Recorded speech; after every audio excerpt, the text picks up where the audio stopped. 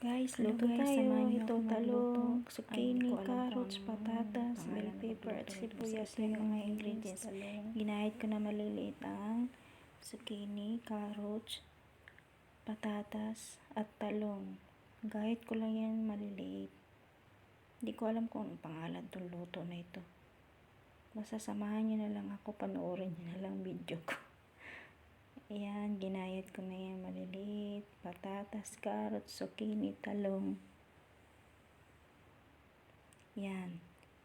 Yan naman, breast chicken. Gayat ko rin siya na maliliit.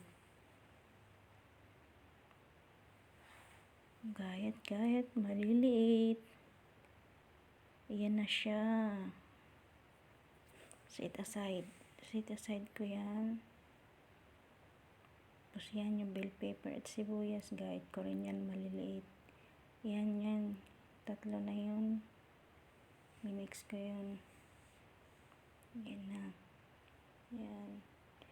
Gigisa ko na yung chicken sa sibuyas at saka bell pepper. Yan nga siya.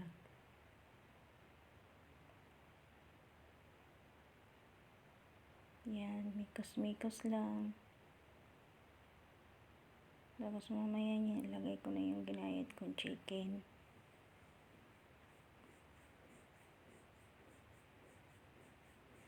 Kasi yun, nilagay ko yung mga seasoning. Hindi ko na pala yung mga seasoning ko doon.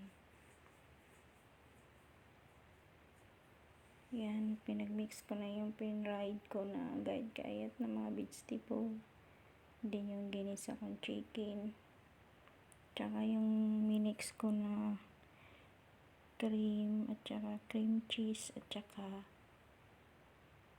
crema.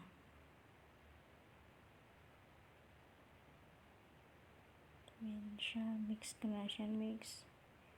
Then lagay ko na yung minix ko na cream cheese, crema at saka cream.